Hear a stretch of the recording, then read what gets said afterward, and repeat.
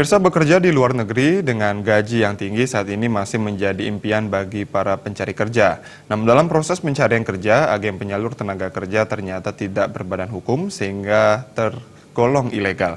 Nah, tentunya para pencari kerja ini dituntut untuk lebih teliti memilih penyalur tenaga kerja sehingga tidak menjadi korban penipuan.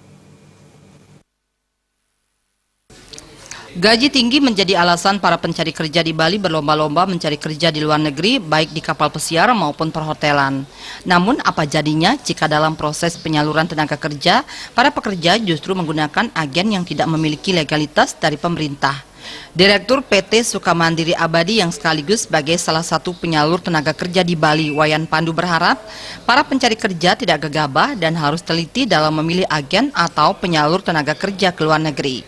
Beberapa hal perlu diperhatikan sebelum memutuskan memilih jasa agen penyaluran tenaga kerja, yakni izin legalitas berdirinya usaha tersebut yang diterbitkan di Snaker, BNP 2 TKI, dan lembaga terkait lainnya. Koneksi antara agen dan industri kerja di dalam maupun di luar negeri. Hal yang tidak kalah penting adalah transparansi pembayaran gaji maupun biaya keberangkatan.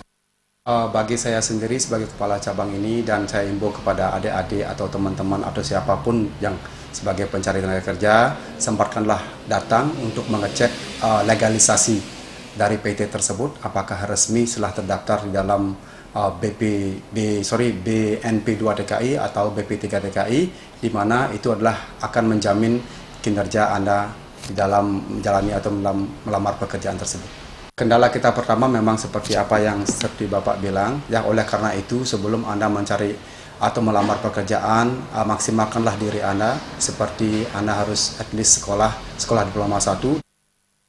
Selain lemah dari segi hukum, pemilihan agen ilegal menjadikan hak-hak yang seharusnya dimiliki pekerja migran dianulir.